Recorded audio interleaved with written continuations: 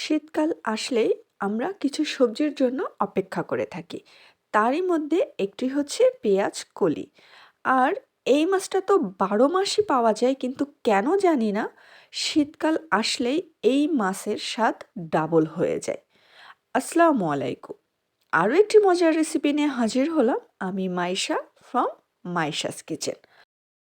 আজকে আপনাদের সাথে শেয়ার করব খুবই মজার পেঁয়াজ কলি দিয়ে শোল মাছ। চলুন তাহলে আজকের রেসিপিটি শুরু করা যাক।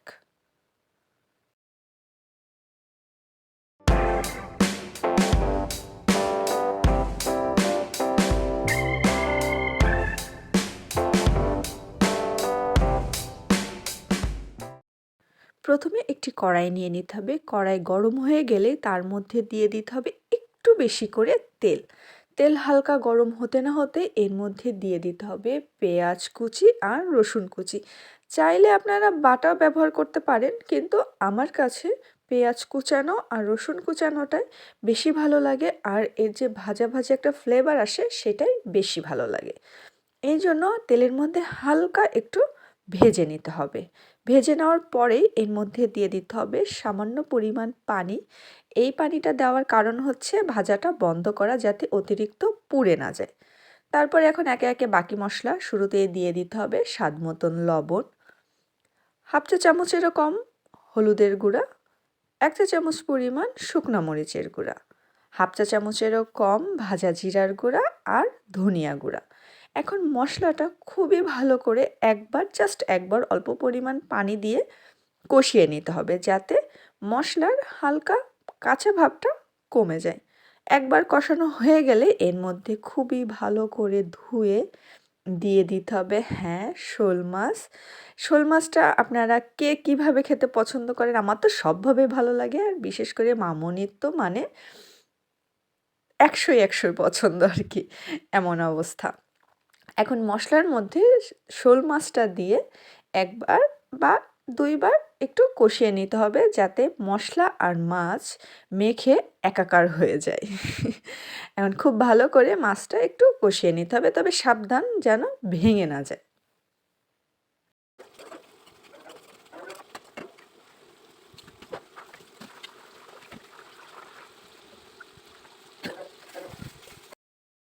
খুব ভালো করে অল্প অল্প পানি দিয়ে মাছটা কয়েকবার কষিয়ে নেওয়ার পর এখন হচ্ছে বাকি কাজটা করতে হবে।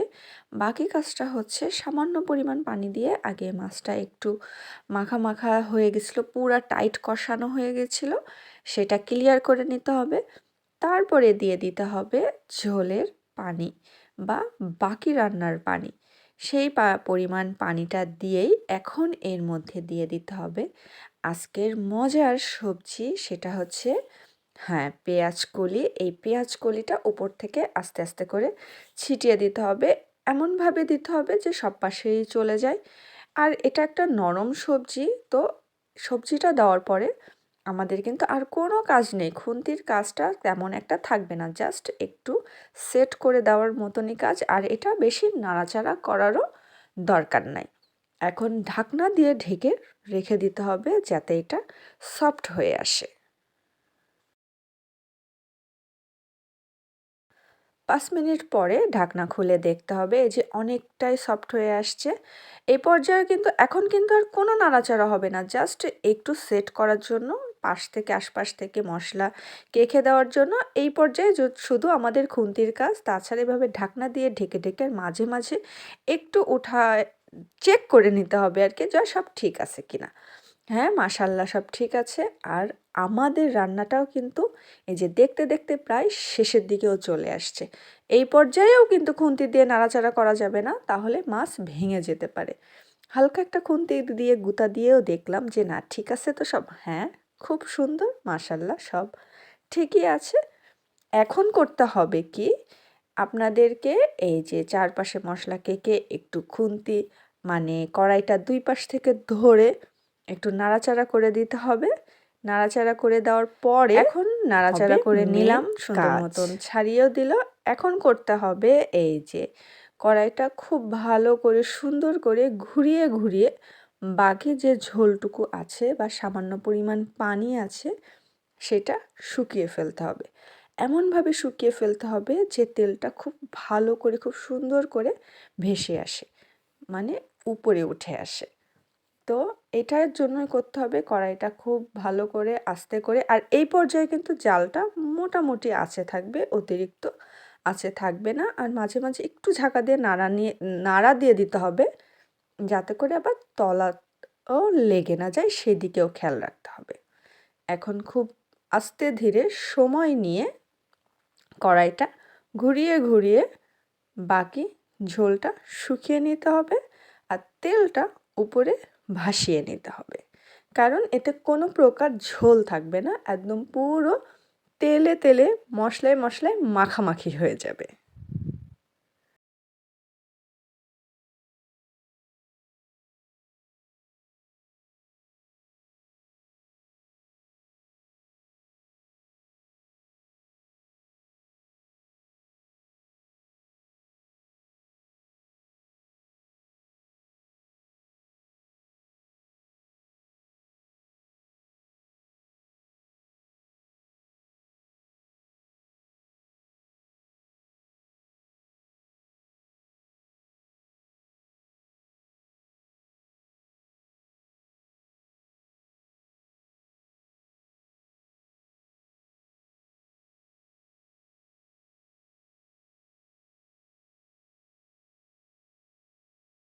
এই যে দেখলেই বুঝতে পারছেন আমি কড়াই ঘুরিয়ে ঘুরিয়ে খুবই সাবধানে পুরা পানিটা শুকিয়ে ফেলেছি আর তেলটা উঠিয়ে নিয়েছি।